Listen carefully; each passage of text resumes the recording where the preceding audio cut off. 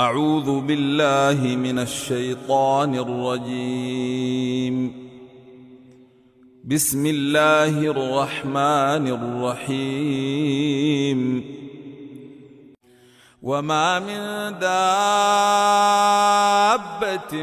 في الأرض إلا على الله رزقها ويعلم مستقرها ومستودعها كل في كتاب مبين. وهو الذي خلق السماوات والأرض في 6 أيام وكان عرشه على الماء ليبلوكم أيكم أحسن عملا. ولئن قلت إنكم مبعوثون من بعد الموت ليقولن الذين كفروا إن هذا إلا سحر مبين. ولئن أخرنا عنهم العذاب إلى أمة معدودة ليقولن ما يحبسه ألا يوم يأتيهم ليس مصروفا عنهم وحاق بهم ما كانوا به يستهزئون. ولئن أذقنا الإنسان منا رحمة ثم نزعناها منه إنه ليئوس كفور. ولئن أذقناه نعماء بعد ضراء مسته ليقولن ذهب السيئات عني إنه لفرح فخور. إلا الذين صبروا وعملوا الصالحات أولئك لهم مغفرة وأجر كبير.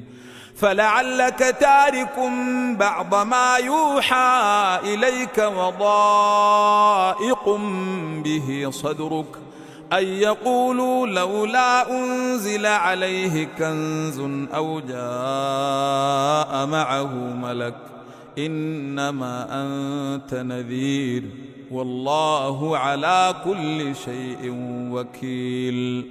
أم يقولون افتريه قل فأتوا ب10 سور مثله مفتريات وادعوا من استطعتم من دون الله إن كنتم صادقين.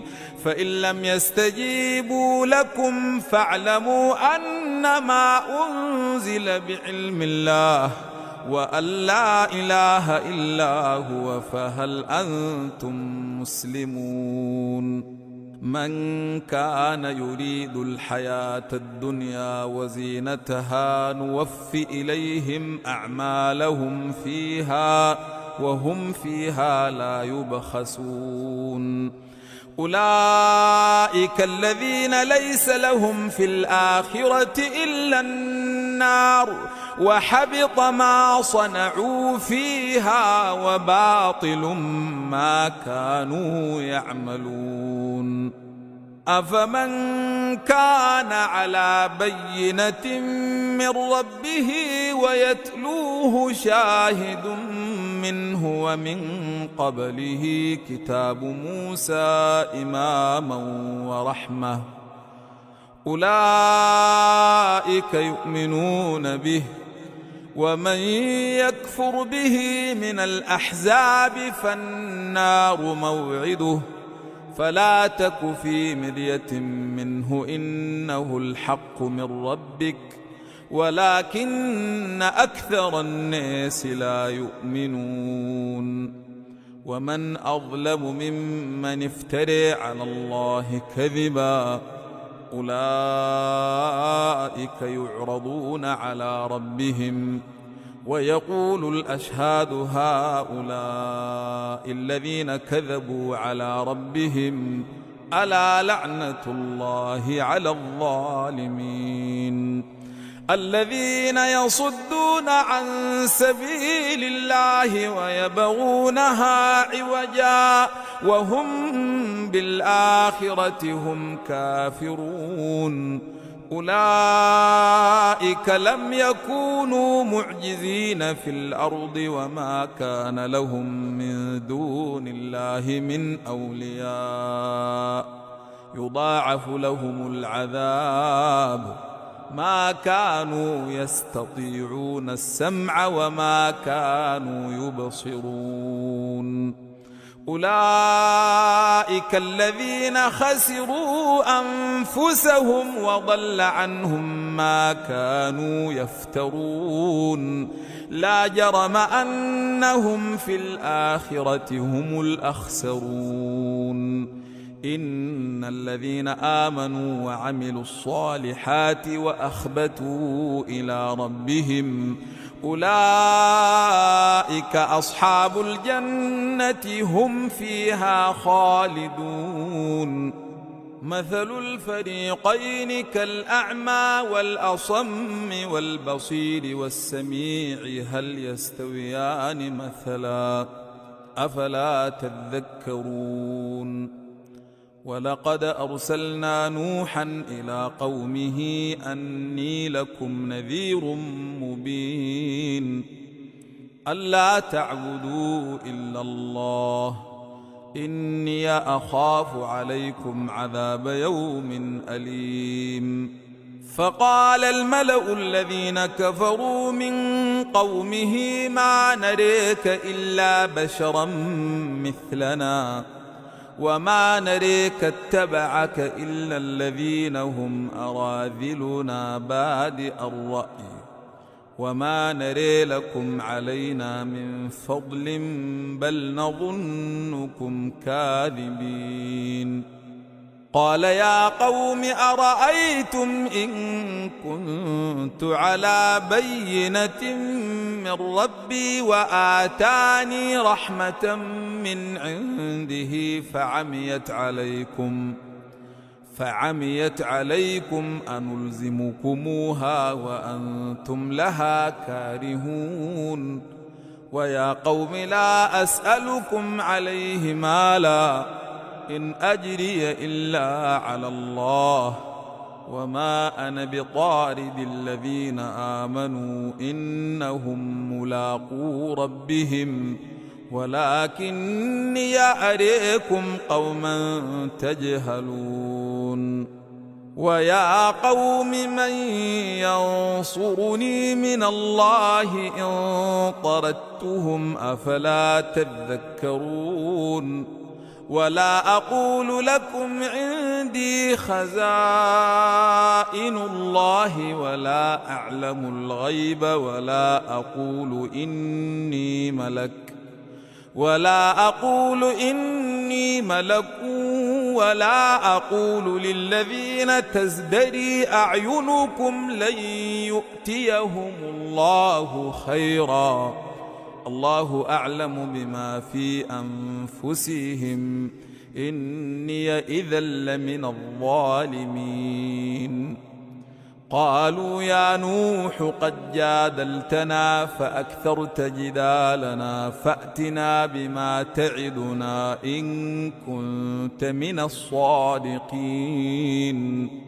قال إنما يأتيكم به الله إن شاء وما أنتم بمعجزين. ولا ينفعكم نصحي إن أردت أن أنصح لكم إن كان الله يريد أن يغويكم هو ربكم وإليه ترجعون. أم يقولون افتريه قل إن افتريته فعلي إجرامي وأنا بريء مما تجرمون. وأوحي إلى نوح أنه لن يؤمن من قومك إلا من قد آمن فلا تبتئس بما كانوا يفعلون. واصنع الفلك بأعيننا ووحينا ولا تخاطبني في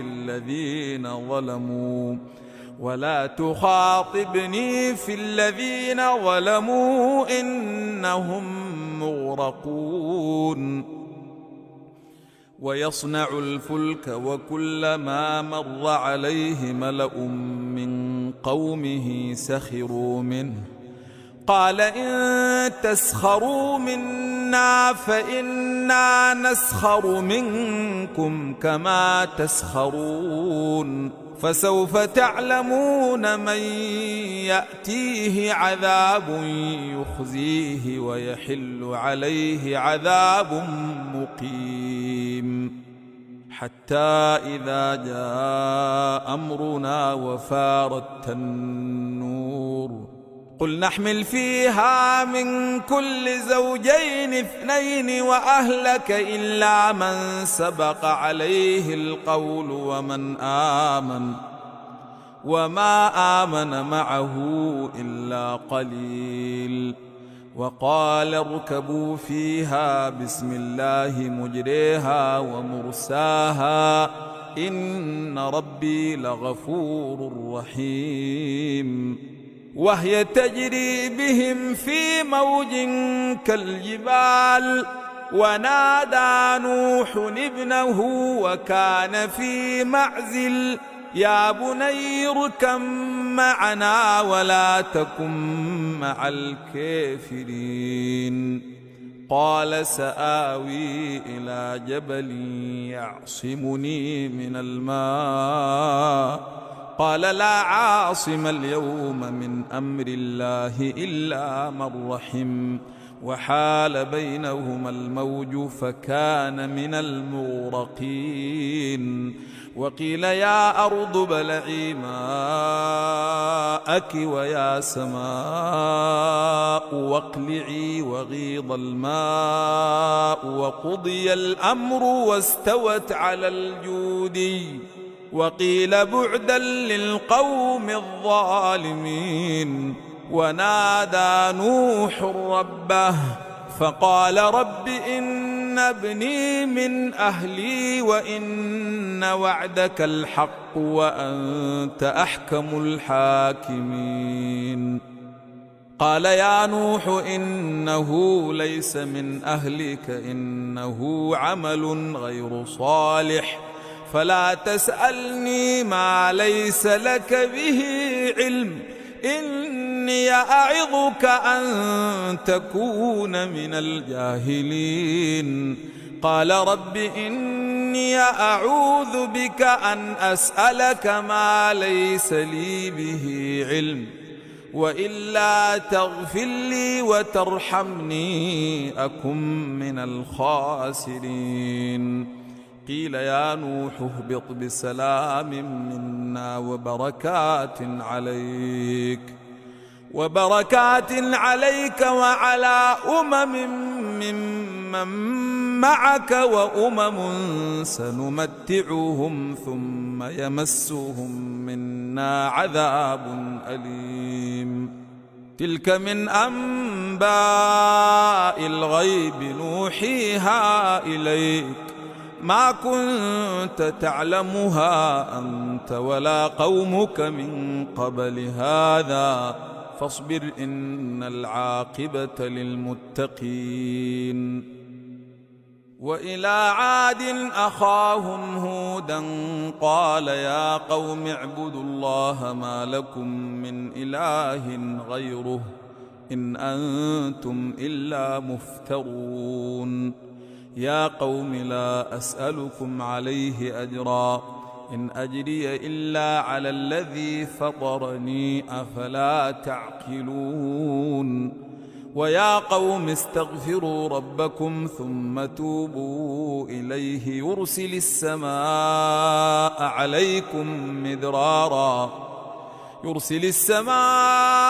عليكم مدرارا ويزدكم قوة إلى قوتكم ولا تتولوا مجرمين. قالوا يا هود ما جئتنا ببينة وما نحن بتاركي آلهتنا عن قولك وما نحن لك بمؤمنين إن نقول إلا اعتريك بعض آلهتنا بسوء قال إني أشهد الله واشهدوا أني بريء مما تشركون من دونه فكيدوني جميعا ثم لا تنظرون إني توكلت على الله ربي وربكم ما من دابة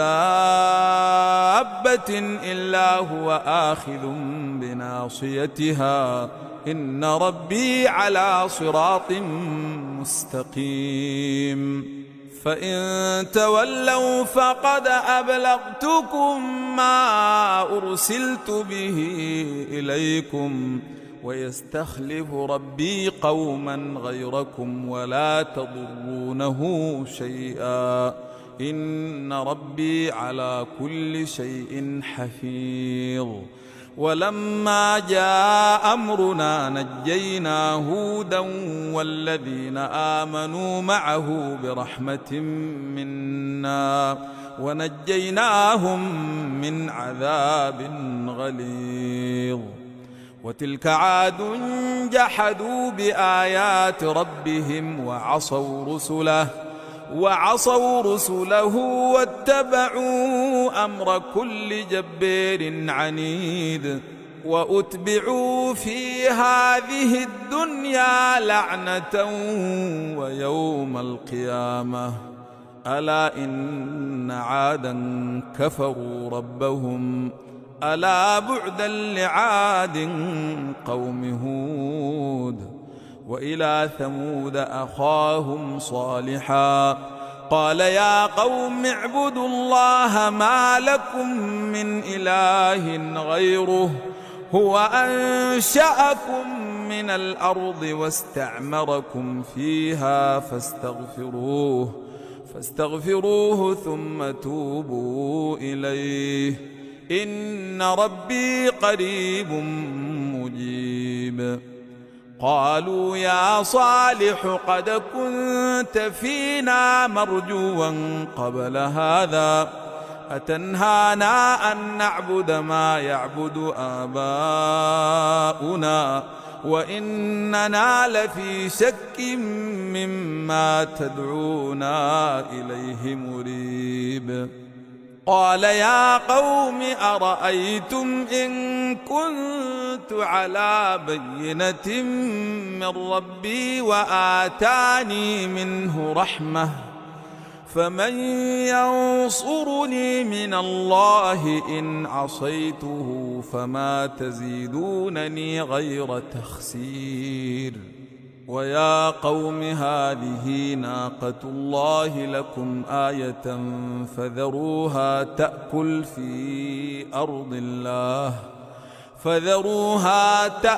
في أرض الله ولا تمسوها بسوء فيأخذكم عذاب قريب فعقروها فقال تمتعوا في ديركم 3 أيام ذلك وعد غير مكذوب فلما جاء أمرنا نجينا صالحا والذين آمنوا معه برحمة منا ومن خزي يومئذ إن ربك هو القوي العزيز وأخذ الذين ظلموا الصيحة فأصبحوا في ديارهم جاثمين كأن لم يغنوا فيها ألا إن ثمودا كفروا ربهم ألا بعدا لثمود ولقد جاءت رسلنا إبراهيم بالبشر قالوا سلاما قال سلام فما لبث أن جاء بعجل حنيذ فلما رأى أيديهم لا تصل إليه نكرهم وأوجس منهم خيفة قالوا لا تخف إنا أرسلنا إلى قوم لوط وامرأته قائمة فضحكت فبشرناها بإسحاق ومن وراء إسحاق يعقوب.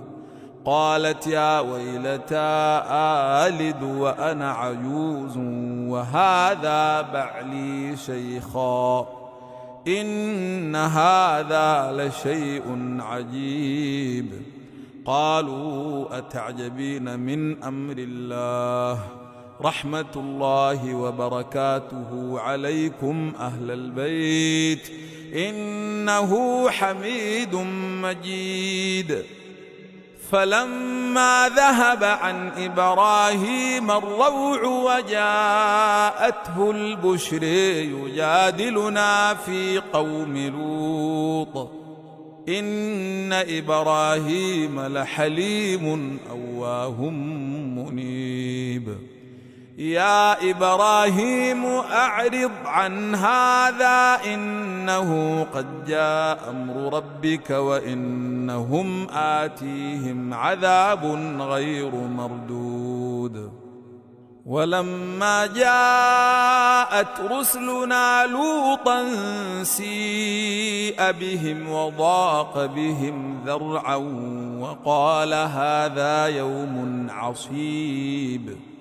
وجاءه قومه يهرعون إليه ومن قبل كانوا يعملون السيئات. قال يا قوم هؤلاء بناتي هن أطهر لكم فاتقوا الله ولا تخزوني في ضيفي أليس منكم رجل رشيد. قالوا لقد علمت ما لنا في بناتك من حق وإنك لتعلم ما نريد. قال لو أن لي بكم قوة أو آوي إلى ركن شديد.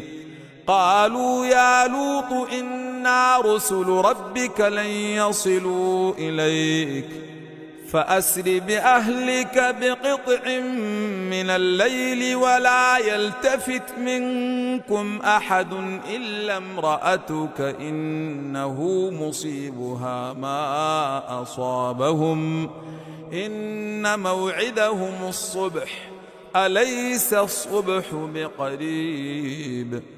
فلما جاء أمرنا جعلنا عاليها سافلها وأمطرنا عليها حجارة من سجيل منضود مسومة عند ربك وما هي من الظالمين ببعيد. وإلى مدين أخاهم شعيبا قال يا قوم اعبدوا الله ما لكم من إله غيره ولا تنقصوا المكيال والميزان إني أريكم بخير وإني أخاف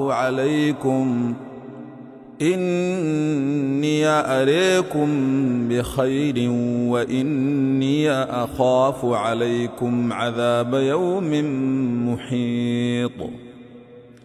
ويا قوم أوفوا المكيال والميزان بالقسط ولا تبخسوا الناس أشياءهم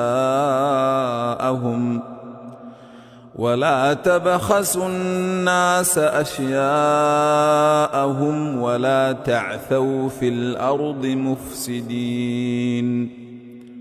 بقية الله خير لكم إن كنتم مؤمنين وما أنا عليكم بحفيظ. قالوا يا شعيب أصلواتك تأمرك أن نترك ما يعبد آباؤنا أو أن نفعل في أموالنا ما نشاء أو أن نفعل في أموالنا ما نشاء إنك لأنت الحليم الرشيد. قال يا قوم أرأيتم إن كنت على بينة من ربي ورزقني منه رزقا حسنا وما أريد أن أخالفكم إلى ما أنهاكم عنه إن أريد إلا الإصلاح ما استطعت وما توفيقي إلا بالله عليه توكلت وإليه أنيب. ويا قوم لا يجرمنكم شقاقي أن يصيبكم مثل ما أصاب قوم نوح أو قوم هود أو قوم صالح وما قوم لوط منكم ببعيد.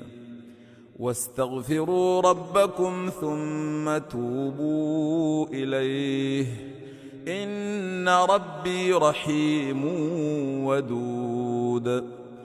قالوا يا شعيب ما نفقه كثيرا مما تقول وإنا لنريك فينا ضعيفا ولولا رهطك لرجمناك وما أنت علينا بعزيز. قال يا قوم أرهطي أعز عليكم من الله واتخذتموه وراءكم ظهريا إن ربي بما تعملون محيط. ويا قوم اعملوا على مكانتكم إني عامل سوف تعلمون من يأتيه عذاب يخزيه ومن هو كاذب وارتقبوا إني معكم رقيب. ولما جاء أمرنا نجينا شعيبا والذين آمنوا معه برحمة منا وأخذت الذين ظلموا الصيحة فأصبحوا في ديارهم جاثمين كأن لم يغنوا فيها ألا بعدا لمدين كما بعد الثمود.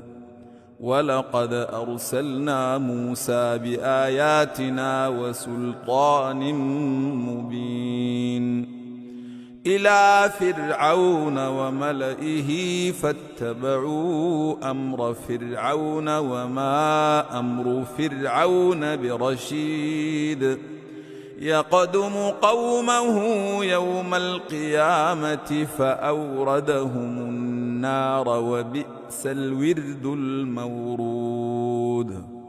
وأتبعوا في هذه لعنة ويوم القيامة بئس الرفد المرفود. ذلك من أنباء القرى نقصه عليك منها قائم وحصيد. وما ظلمناهم ولكن ظلموا أنفسهم فما أغنت عنهم آلهتهم التي يدعون من دون الله من شيء لما جاء أمر ربك وما زادوهم غير تتبيب. وكذلك أخذ ربك إذا أخذ القرى وهي ظالمة إن أخذه أليم شديد.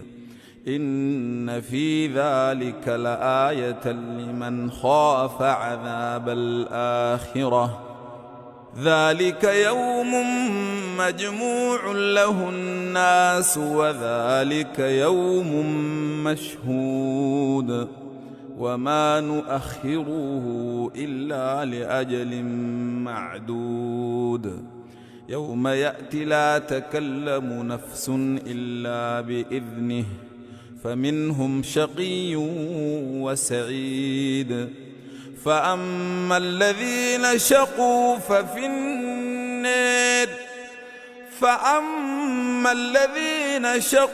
ففي النار لهم فيها زفير وشهيق خالدين فيها ما دامت السماوات والأرض إلا ما شاء ربك إن ربك فعال لما يريد وأما الذين سعدوا ففي الجنة خالدين فيها ما دامت السماوات والأرض إلا ما شاء ربك عطاء غير مجذوذ فلا تك في مرية مما يعبد هؤلاء ما يعبدون إلا كما يعبد آباؤهم من قبل وإنا لموفوهم نصيبهم غير منقوص ولقد آتينا موسى الكتاب فاختلف فيه ولولا كلمة سبقت من ربك لقضي بينهم وإنهم لفي شك منه مريب وإن كلا لما ليوفينهم ربك أعمالهم إنه بما يعملون خبير فاستقم كما أمرت ومن تاب معك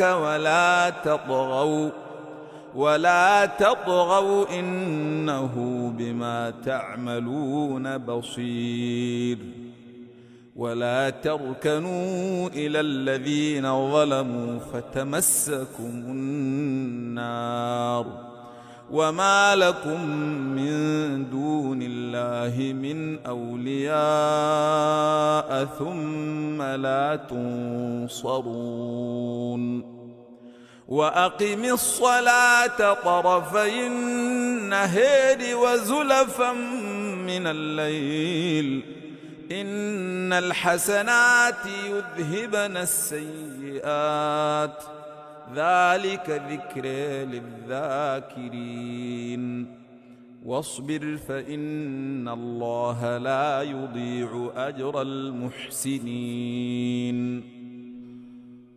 فلولا كان من القرون من قبلكم أولو بقية ينهون عن الفساد في الأرض إلا قليلا ممن أنجينا منهم واتبع الذين ظلموا ما أترفوا فيه وكانوا مجرمين وما كان ربك ليهلك القرى بظلم وأهلها مصلحون ولو شاء ربك لجعل الناس أمة واحدة ولا يزالون مختلفين إلا من رحم ربك ولذلك خلقهم وتمت كلمة ربك لأملأن جهنم من الجنة والناس أجمعين وكلا نقص عليك من أنباء الرسل ما نثبت به فؤادك وجاءك في هذه الحق وموعظة وذكر للمؤمنين وقل للذين لا يؤمنون اعملوا على مكانتكم إنا عاملون وانتظروا إنا منتظرون ولله غيب السماوات والأرض وإليه يرجع الأمر كله فاعبده وتوكل عليه وما ربك بغافل عما يعملون. بسم الله الرحمن الرحيم. ألف لام ر تلك آيات الكتاب المبين إنا أنزلناه قرآنا عربيا لعلكم تعقلون. نحن نقص عليك أحسن القصص بما أوحينا إليك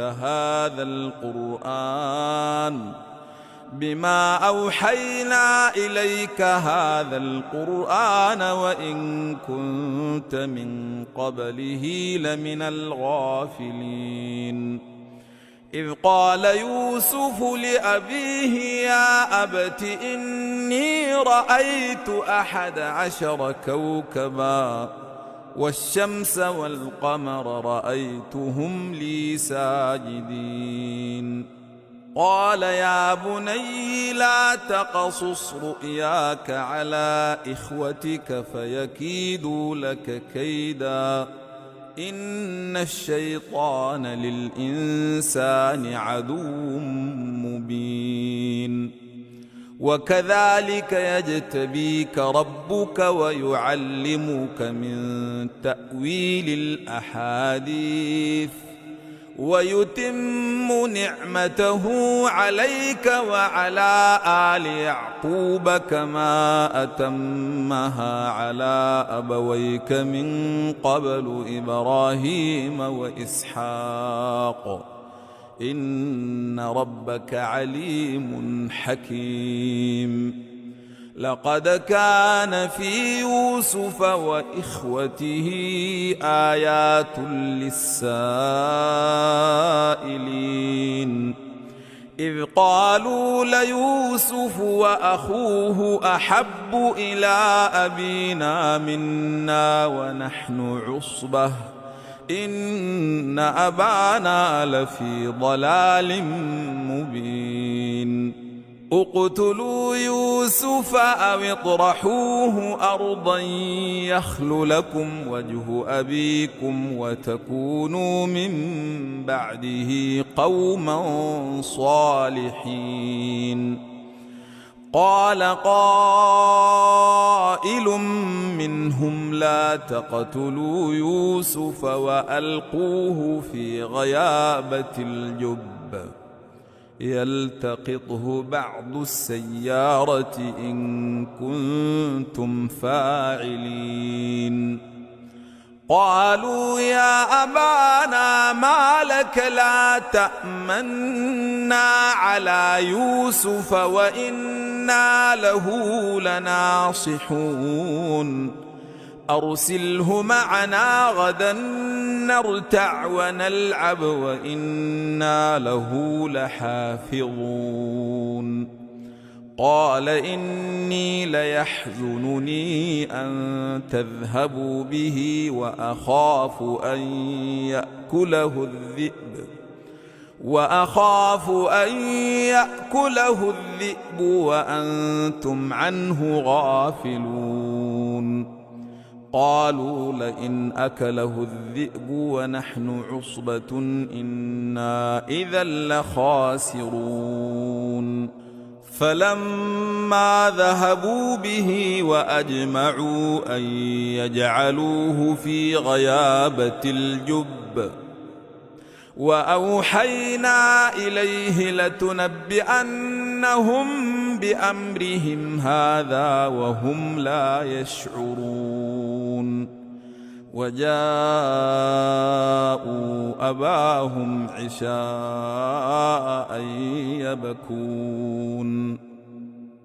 قالوا يا أبانا إنا ذهبنا نستبق وتركنا يوسف عند متاعنا فأكله الذئب وما أنت بمؤمن لنا ولو كنا صادقين وجاءوا على قميصه بدم كذب قال بل سولت لكم أنفسكم أمرا فصبر جميل والله المستعان على ما تصفون. وجاء السيارة فأرسلوا واردهم فأدلى دلوه قال يا بشراي هذا غلام وأسروه بضاعة والله عليم بما يعملون وشروه بثمن بخس دراهم معدودة وكانوا فيه من الزاهدين. وقال الذي اشتريه من مصر لامرأته أكرمي مثواه عسى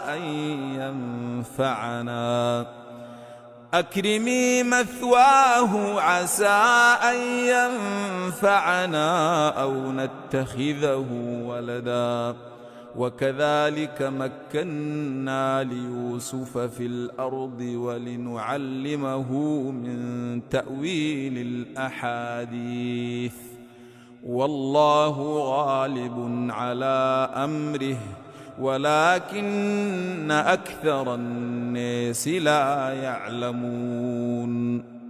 ولما بلغ أشده آتيناه حكما وعلما وكذلك نجزي المحسنين. وراودته التي هو في بيتها عن نفسه وغلقت الأبواب وقالت هيت لك قال معاذ الله إنه ربي أحسن مثواي إنه لا يفلح الظالمون. ولقد همت به وهم بها لولا أن رأى برهان ربه كذلك لنصرف عنه السوء والفحشاء إنه من عبادنا المخلصين. واستبق الباب وقدت قميصه من دبر وألف يا سيدها لدى الباب قالت ما جزاء من أراد بأهلك سوءا إلا أن يسجن أو عذاب أليم. قال هي راودتني عن نفسي وشهد شاهد من أهلها إن كان قميصه قد من قبل فصدقت وهو من الكاذبين وإن كان قميصه قد من دبر فكذبت وهو من الصادقين. فلما رأى قميصه قد من دبر قال إنه من كيدكن إن كيدكن عظيم. يوسف أعرض عن هذا واستغفري لذنبك إنك كنت من الخاطئين. وقال نسوة في المدينة امرأة العزيز تراود فتاها عن نفسه قد شغفها حبا إنا لنريها في ضلال مبين. فلما سمعت بمكرهن أرسلت إليهن وأعتدت لهن متكأ وآتت كل واحدة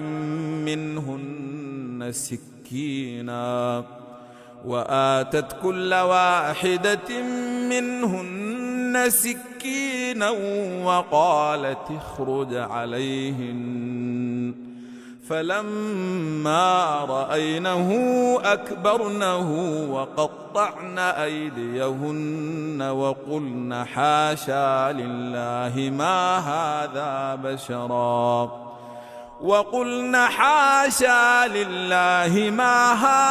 بشرا إن هذا إلا ملك كريم.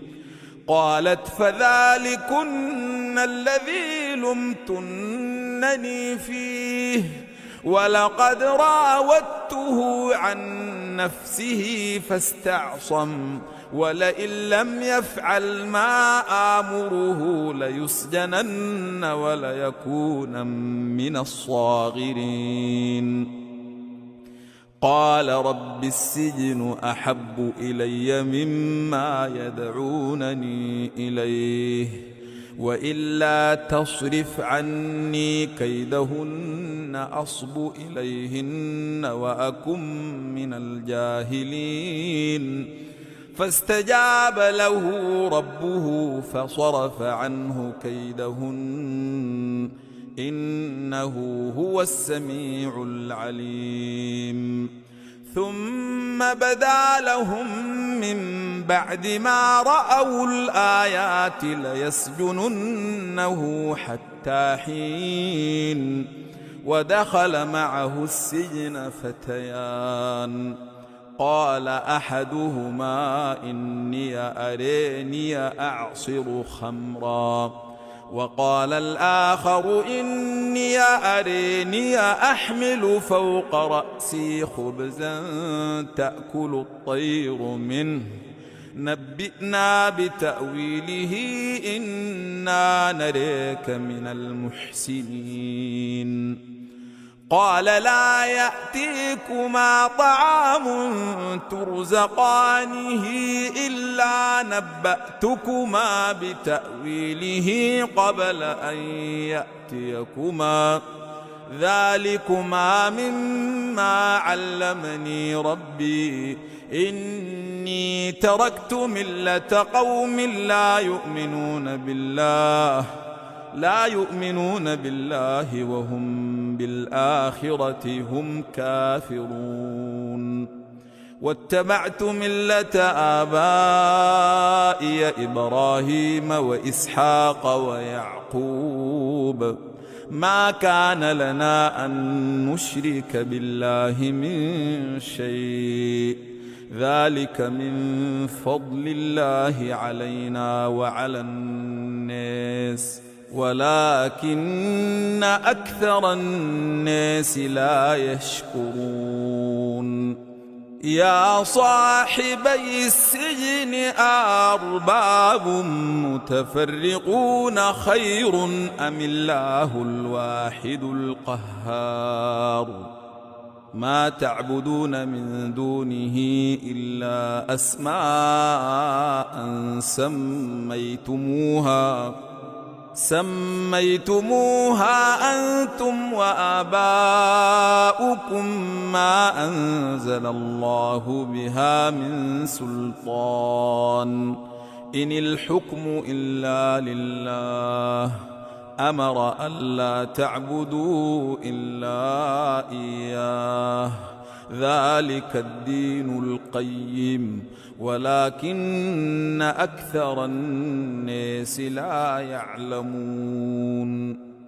يا صاحبي السجن أما أحدكما فيسقي ربه خمرا وأما الآخر فيصلب فتأكل الطير من رأسه قضي الأمر الذي فيه تستفتيان. وقال للذي ظن يظن أنه ناج منهما اذكرني عند ربك فأنساه الشيطان ذكر ربه فلبث في السجن 10 سنين. وقال الملك إني أرى 7 بقرات سمان يأكلهن 7 عجاف و7 سنبلات خضر وأخر يابسات يا أيها الملأ وافتوني في رؤياي إن كنتم للرؤيا تعبرون. قالوا أضغاث أحلام وما نحن بتأويل الأحلام بعالمين. وقال الذي نجا منهما وادكر بعد أمة أنا أنبئكم بتأويله فأرسلون. يوسف أيها الصديق أفتنا في 7 بقرات سمان يأكلهن 7 عجاف و7 سنبلات خضر وأخر يابسات لعلي أرجع إلى الناس لعلهم يعلمون. قال تزرعون 7 سنين دأبا فما حصدتم فذروه